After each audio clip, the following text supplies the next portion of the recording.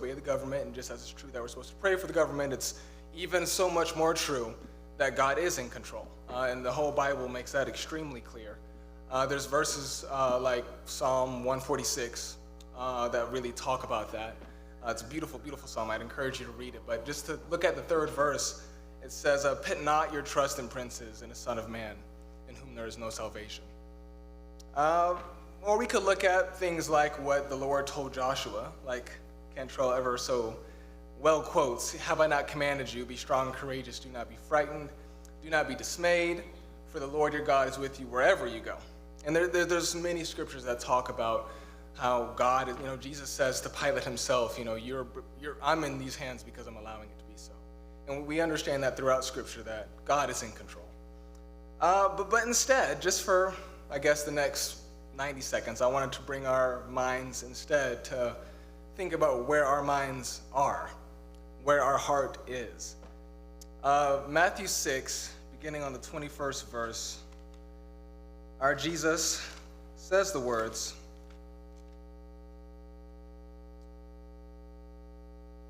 "For where your treasure is, there your heart will be also." Treasure gets talked about a lot in Scripture, but it gets talked about specifically for us in a special way. In 2 Corinthians chapter 4, verses 6 and 7, describing us, the word says, "For it is God who commanded light to shine out of darkness, who has shown in our hearts to give the light of the knowledge of the glory of God in the face of Jesus Christ. But we have this treasure in earthen vessels, that the excellence of the power may be of God and not of us." When Jesus says in John chapter 10, "I came that they may have life and have it more abundantly," do we believe that? Or is that a colloquialism? When Jesus says, "Come unto me," in the book of Matthew, "all you who are weary and heavy laden, and I will give you rest. Take my yoke upon you and learn from me, for I am gentle and humble in heart, and you will find rest for your souls." Do we believe that? Or is that like a platitude? When we live in a nation where poor people are oppressed, babies are killed, sexual immorality is only going up, the standard of living is going down and then up, and we're walking around with people who are lost in that every day, do we recognize that we actually have the way, that he is the way? Do we genuinely believe that?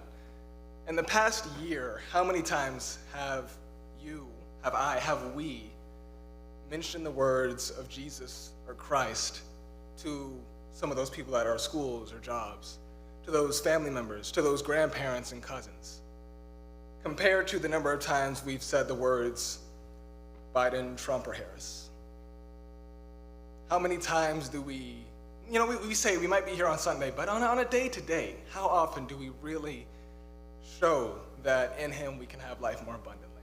And that's convicting for me, first of all. I don't speak his name nearly enough, and I don't meditate on the reality nearly enough. And I hope that as we live day by day, and God gives us more grace day by day, that we are really intentional about that. And if our actions and our words with others don't line up with what we say we believe, with what I say I believe, maybe I need to check that. Maybe I need to look into that mirror and self-examine and see, am I entangled in that sauce, or am I on that firm foundation? If you have not become acquainted with that firm foundation, then I would encourage you to take a look at that word, that way, that truth, that life. And there are plenty here who can help you do that. Most of us, we claim to be believers and live after his way. And if anyone here feels like they want prayers or encouragement as they do so, then we encourage you to come as we stand and sing.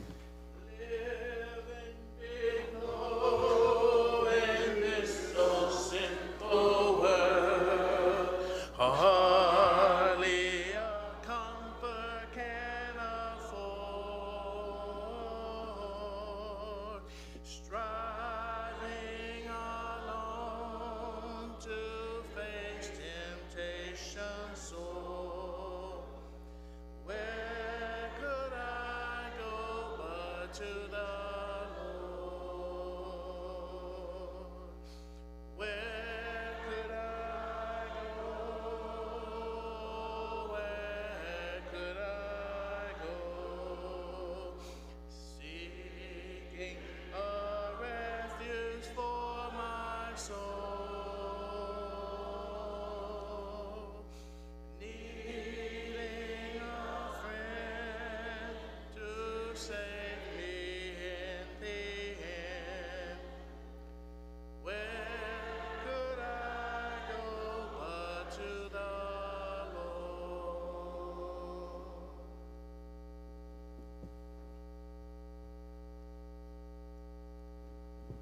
Good evening.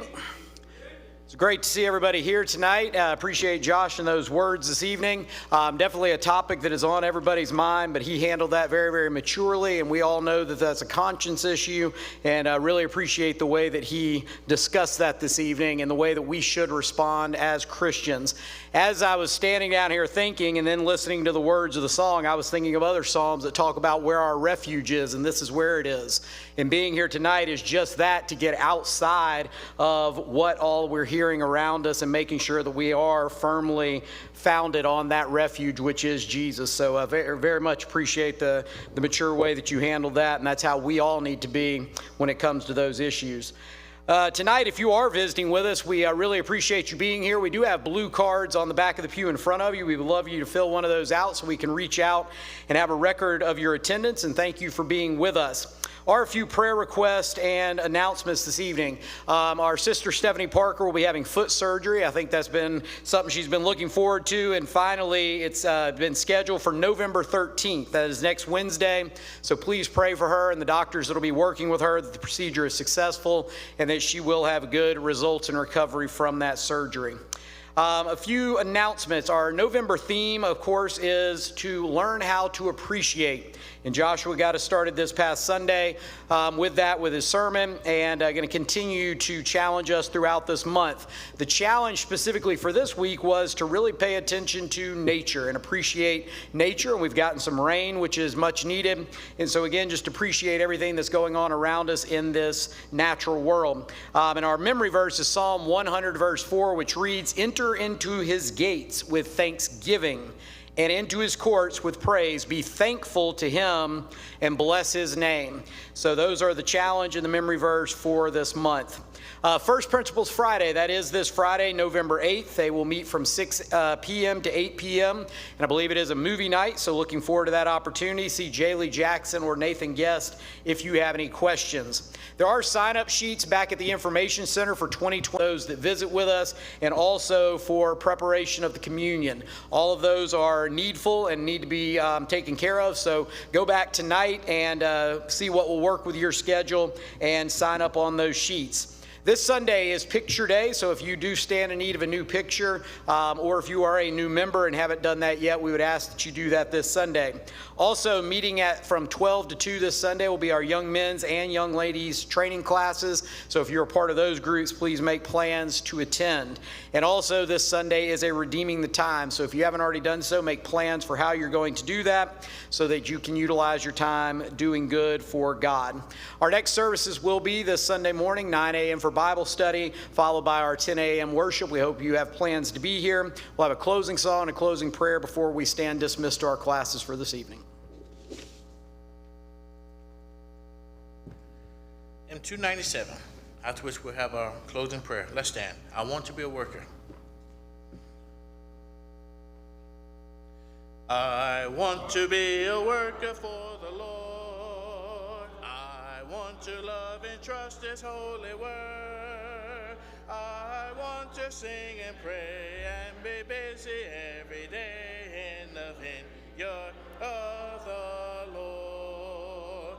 I will work, I will pray in the vineyard of the Lord. I will work, I will pray, I will labor every day in the vineyard of the Lord.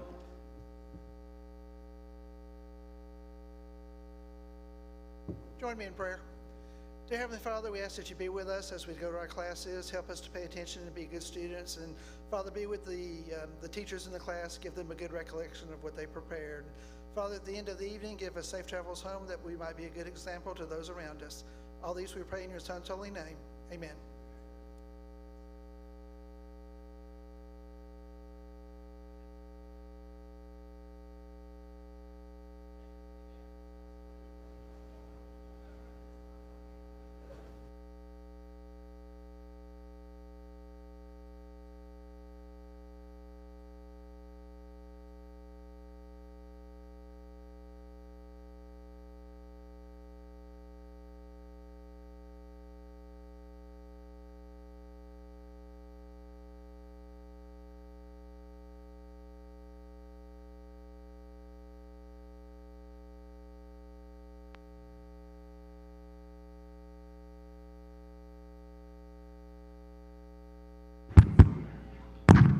Good evening.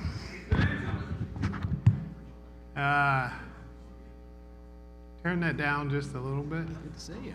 Hey, good to be back. Hey, I just want to thank y'all so much for praying for me when I had my little scare on Sunday. It was very disturbing when I woke up in the middle of the night and thought I was having stroke symptoms. So we went to the hospital. Thankfully, all the tests showed that I was not. It was it was a blessing.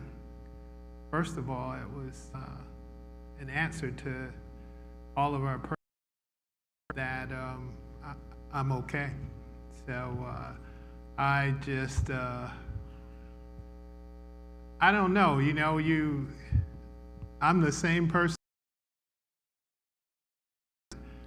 When you think something might be wrong, it takes a lot of energy out of you. It just takes a lot of, when you're under pressure like that, it takes a lot of energy. But then, I thought about it myself, and at some point during the night, I just said, okay, I'm just gonna let this one go. Whatever it is, it is. I just hope I'm blessed to this night. Tonight, we were in Nehemiah chapter 3 when we last met.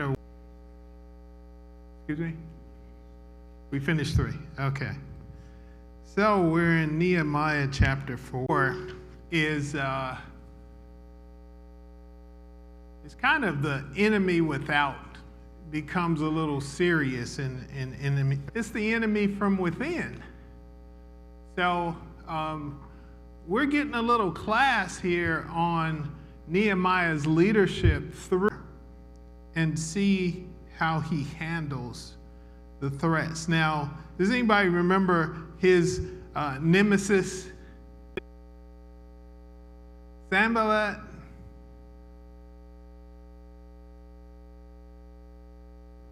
Tobiah? So, let's start chapter 4, and we'll see more. But it came to pass that when Sanballat heard that we builded the wall, he was wroth and took great indignation. Army of Samaria and said, "What do these feeble Jews? What do these feeble Jews in a day? Will they revive the stones out of the heaps of the rubbish which is burned?"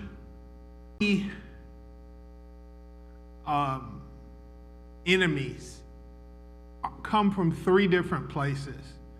So is an Arab, he's to the south. And then Sanballat, Geshem, and Tobiah. And Israel is kind of, Judah is kind of backed up towards water. So he's surrounded by enemies. But the biggest one is Sanballat. He's to the north, the Sumerians. And he's talking to his army. So he's not really yet talking to Nehemiah. He's talking to his army. He's got a bunch of people assembled, and he's trying to understand what Nehemiah is trying to do. And at the same time, he's minimizing it as if it's probably nothing. But in the beginning, they laugh at Nehemiah for undertaking this work. But now they're starting to get a little bit more serious about their opposition. Because for whatever reason, they want it to come to pass. So verse 2, he starts to ask all these questions.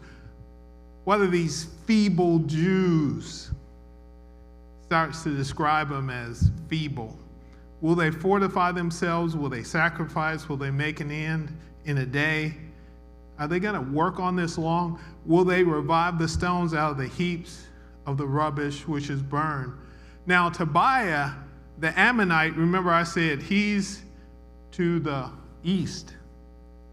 Now Tobiah the Ammonite was with him, and he said, even that which they build, if a fox go up, he shall even break down the stone wall. So he's just ridiculed.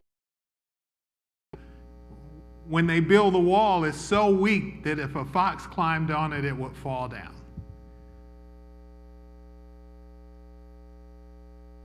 So Nehemiah then prays for a couple of verses. Hear, O our God, for we are despised, and turn their reproach upon their own head, and give them for a prey in the land of captivity, and cover not their iniquity, and let their sin be blotted out from before thee, for they have provoked thee to anger before the builders.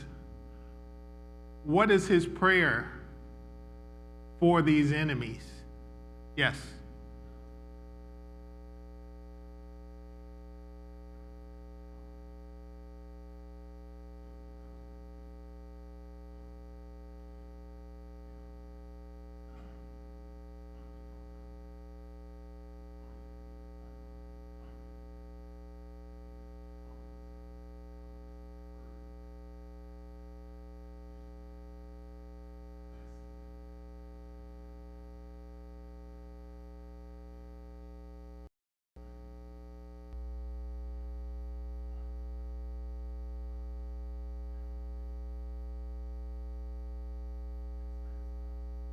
So that you're suggesting that there's some kind of psychology here, that because he's actually afraid of them.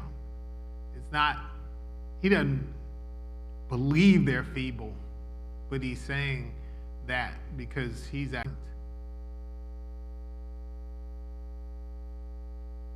Then in verse 5 he says, own head. So the things that they are trying to do us, turn it back on them. It's not a prayer. What kind of prayer is this? What is he trying to accomplish with this prayer? What is he asking God to do?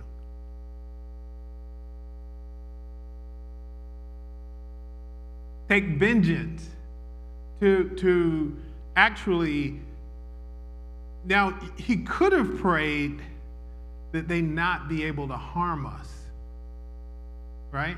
He was like, don't allow us to be harmed. That's not his prayer. Turn it back on them, right? Not just that they leave us alone, but to hurt them with the same vengeance that they have on us right now. That's his prayer. And he says in verse 5, it gets a little hotter. He says, and cover not their iniquity. What does that mean?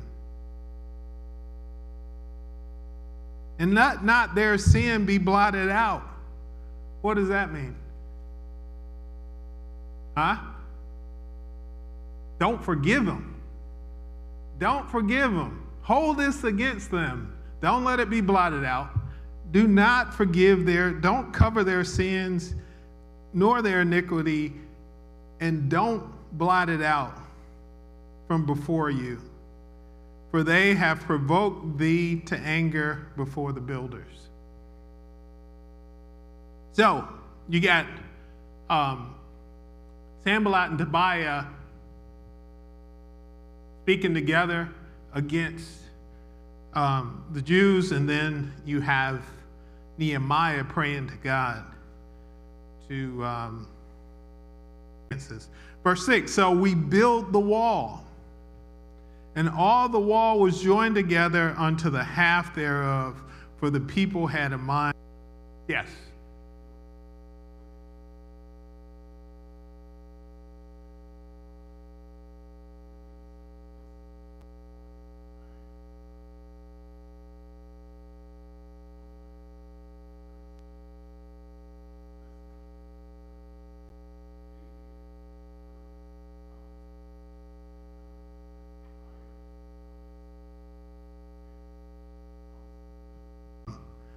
And as we continue, we'll see that they're saying all of this out in the open so that the builders can hear them. Let's go to verse 7. And the Ammonites and the Ashdodites heard that the walls of Jerusalem were made up, and conspired all of them together to come and to fight against Jerusalem and to hinder it. Nevertheless, night set a watch against them day and night because of them. Battle. One is to actually fight and win. But another way is to show force. Enemies coming at you. If you have enough force, if you're showing enough force, then they're going to think twice before they attack you, and in them being able to continue their work. So it wasn't just a matter of them stopping and then standing there and getting ready to with these guys and ready to fight. They were setting up guards who were ready to fight. So there was always a show of force. And so that was one of the things that helped them to prevail. Go ahead.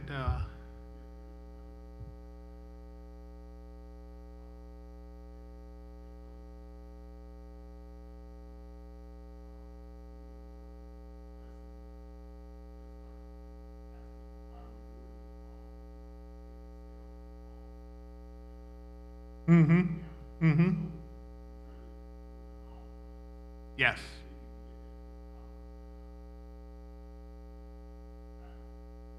Right. Very good point.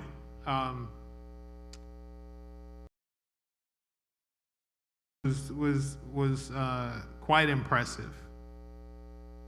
So he sets up the guards, verse 9.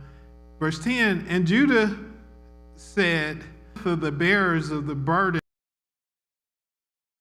and there is much rubbish, so that we are not able to build the wall. Now,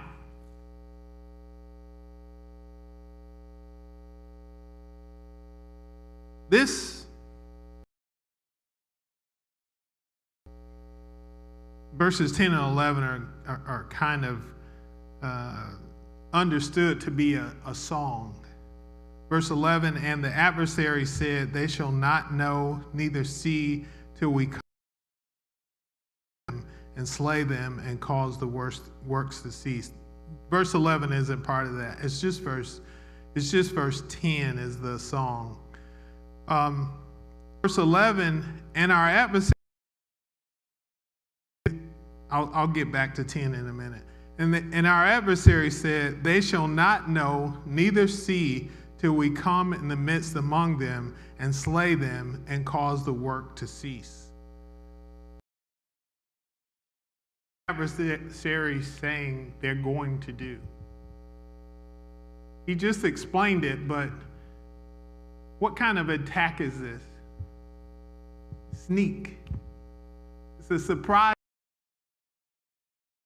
He's saying we're going to get in among them and they're not even going to know.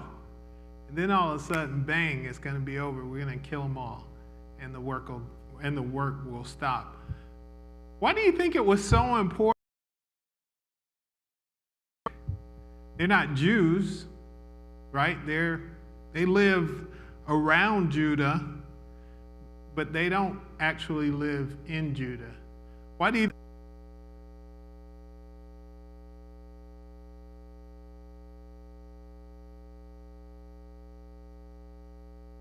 So you're saying good. Why was that?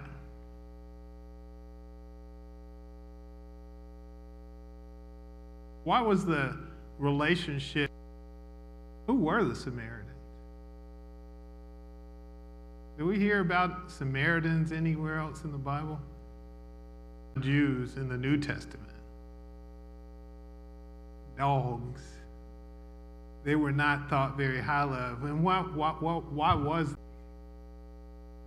What's that? Yeah, that's true. That's true. But the Samaritans, and they didn't have any restrictions in terms of marrying and so on. They were remnants of the northern tribes, worship and all of that. It was just, they weren't concerned about worshiping in the temple anymore.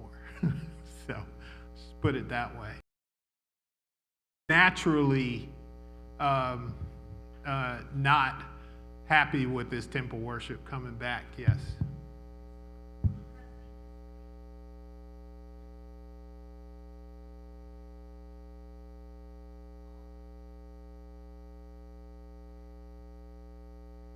Mm-hmm.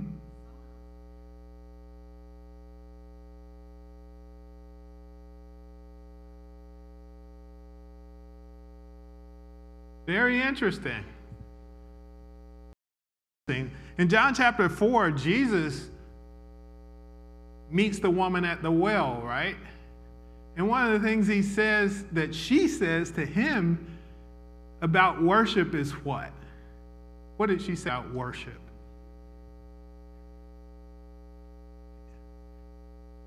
Right, she said, you say that we're supposed to worship in Jerusalem.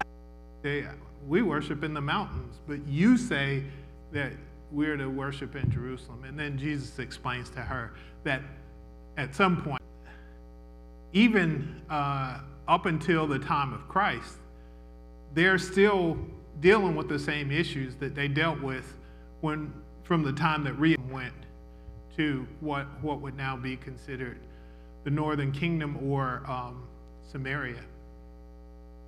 So they was that because they weren't concerned about any of the temple worship, building a wall around Jerusalem was just going to mess with their commerce. They couldn't come in on the Sabbath day. They couldn't be in after dark. There were a lot of restrictions on them once the wall and do the things that they wanted to do and make money. In fact, once the walls are built, Nehemiah has to solve the commerce to make money, or living in the temple, some of them. So he has to solve those problems. So this is it's a. And it came to pass, verse 12 of Nehemiah chapter 4, and it came to pass that when the Jews us 10 times from all places whence ye shall return unto us, they will be upon you. The lower place behind the wall, and in the higher places I even set the people after their families with their swords. I looked and wait a minute. I looked and rose up and said unto the no afraid of them, remember the Lord which is great and terrible, and fight for your brethren, your sons. And what is he doing in chapter 14? Verse 14, I'm sorry. Kind of give him a pep talk. It's like, look, don't mess up on me now. Don't get weak now. What I want you to do is be not afraid of them. Remember the Lord, which is great and terrible, and fight for your brethren, your sons and your daughters, your wives, and your houses. That'll make you think twice. It's a lot more than you. Yeah, that'll make you think twice. He's saying fight for your daughters, your wives, and your houses, and your sons. You can't just turn and run, because if you do, it's going to be worse than what you thought. It's not going to be just that we stop building this wall. It's going to be a lot worse than that. Verse 15, and it came to pass when our enemies heard that it was known unto us, God had brought their counsel to naught, that we return all of us to the wall, everyone unto his work. What did they, when the enemies heard that it was known unto us and God that brought their counsel to naught. What does he mean? What does he mean by that? The surprise attack was no longer a surprise. And, but a coward will try to catch you by surprise. When you watch the old Western movies, in a fight, even a gunfight, what could you do in a gunfight to make you look like a coward? Shoot somebody in the back. You couldn't shoot anybody in the back in the old Westerns. They had to be facing. That sounds kind of crazy, but it's true. I mean, watch some of the old Westerns. They didn't, if you shot.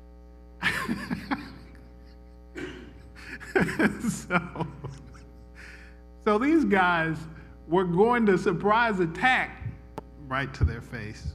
The other thing was, in reading the commentary, one of the things that there were sympathizers within the camp of the Samaritans that brought this information down to the Jews and let them know them to be ready. They had a show of force. He encouraged them not to cut and run. They were ready, and the enemies heard that everything was brought to naught, and then they were able to return to their work. Verse 16, brought in the work, and the other half of them held both spears and shields and bows and habergeons. And what did they do? They were always ready to fight. Half working, half ready to fight. They were always prepared, able to show force, have a show of force, so that they wouldn't be attacked. Built it on the wall, and those that laden, every one with one of his hands wrought in the work, and with the other hand held a weapon. So even the ones that were working were armed and ready to fight. Everybody was ready to fight. They had guards, and the workers putting rocks up with one hand, with the other hand on their sword, ready to fight. Yeah, and then, a show of force is a good deterrent. So if you're always ready, you don't have to worry about being attacked.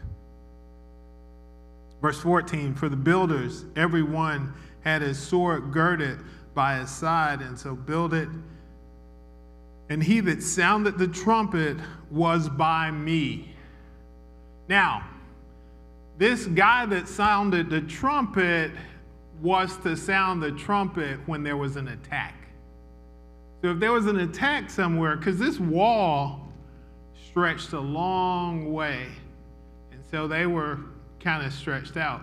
So if there was ever an attack, he would sound the trumpet, and then they would come to the point where the trumpet was and actually be ready to fight.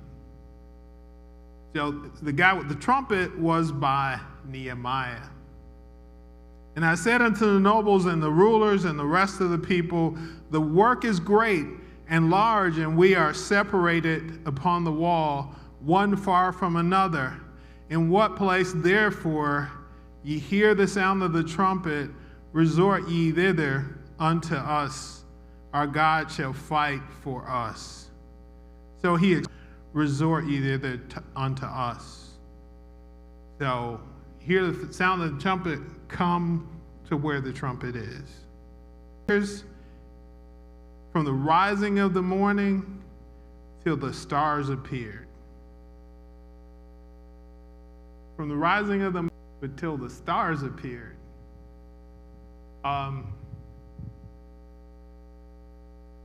So the stars don't really when the stars appear. So they were working hard and long. Likewise, at the same time, I said unto the people, let they may be a guard to us and labor on the day. Always ready. You can be a guard. You can work a schedule. You can stand the post during the night if you need to, and then you can work during the day. Brethren, nor my servants, nor the men of the guard which followed me, none of us put off our clothes, saving that. I was going to say that. So they were sleeping in their clothes. They were always ready to fight. They were always ready. So he's describing a situation where there was going to be no surprise attack. As their leader, they were always ready. And he thought of a lot. He said, don't leave the city. Be ready to guard and know that the Lord is with us. We are doing his work. Just, building the wall would have been hard enough. But having to actually guard against someone,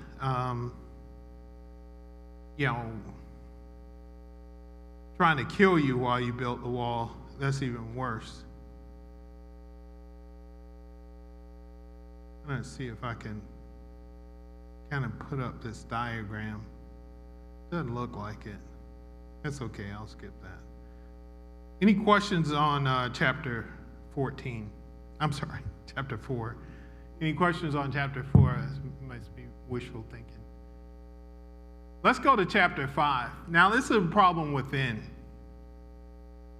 I'm sorry, we got to move fast because November is going to be over before we know it. Nehemiah chapter 5, and there was a cry of the people and of their wives against their brethren, the Jews. So the Jews are crying about the Jews. They're mad. The people and their wives are crying against their brethren, the Jews. Verse 2, for there were said, we, our sons, our daughters are many, therefore we take up corn for them that we may eat and live. So they're basically saying, we got a lot of children and we need food. And so we take up corn to eat just to survive. Some also were that said, we have mortgaged our land and houses that we might buy corn because of the dearth. What is a dearth? Remember in Haggai, when the prophet is saying, you try to grow food, but it doesn't grow very well. You put your money into bags with holes in it. He's describing this situation. This is a situation where they just can't grow enough food, so they mortgaged what they had. And what does it mean to mortgage something? Take out a loan. So I don't have enough money to buy the food. I can't grow the food. I'm going to have to take out a loan. So I'm going to have to put my house as security. I'm going to have to put my vineyard as security to buy the corn. There were also said, we have borrowed money for the king's tribute, and that upon our lands and what will we call that? I borrowed money to do what? Pay my taxes. In order to pay my taxes, I've had to borrow money against my land and my vineyards. Yet now our flesh is as the flesh of our brethren, our children as their children. Now that's interesting. What do they mean, the flesh as is the flesh of our brethren?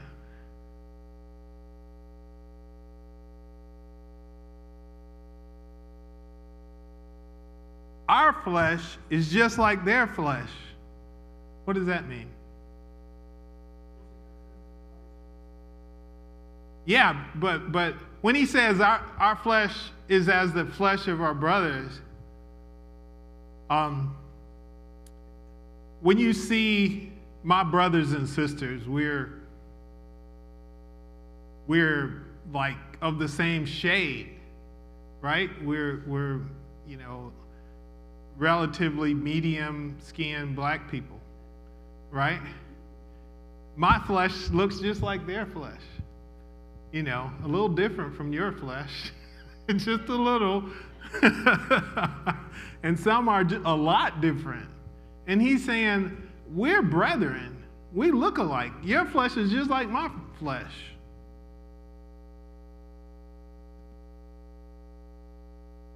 Our children as their children. And lo, we bring into bondage our sons, our daughters to be servants. And some of our daughters are brought unto bondage already. Neither is it in our power to redeem them, for other men have our lands and vineyards. So they're in a bad situation. They've had to sell the labor of their children. They had to sell their children into bondage. They had to mortgage their lands. And even though they want to get their children out of bondage, there's nothing they can do because their land's already mortgaged. But to who? To their own people. So imagine that. I have a bunch of brothers and a couple sisters. And so if one of them came down here and, woke me up at 6 o'clock in the morning tomorrow and said, I don't have any place to stay. Can I stay with you? And I said, well, what's the going rent?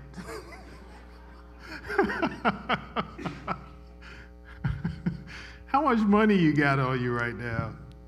It's like that.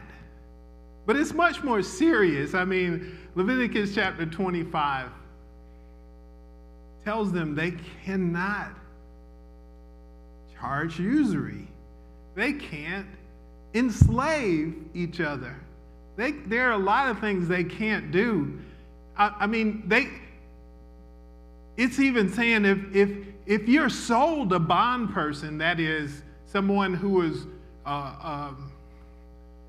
indentured to someone else, if they sell them to you, you have to let them go if they're your brother. And so these kinds of things are just not right. Verse 6, and I was angry when I heard their cry of these words. Then I consulted with myself. That's interesting. What does he mean when he said, I consulted with myself? After some serious thought. Somebody says, I was watching this, video, and this guy said, how do you stay married so long? And he says, I say the third thing that comes to mind. I don't say the first thing or the second thing. I say the third thing that comes to mind. That's called consulting with yourself. Somebody makes you angry and you want to lash out. Wait, hold it. Let me think for a minute. So he said, I consulted with myself. And I rebuked the nobles and the rulers and said unto them, you exact usury, every one of his brother, and I set a great assembly against them. This is something that Ezra used as well, bringing all the people together to rebuke somebody and straighten them out. He said, I set a great assembly against them. We will continue Nehemiah chapter 5, starting at verse 8, Lord's will, on Sunday. Thanks for your time.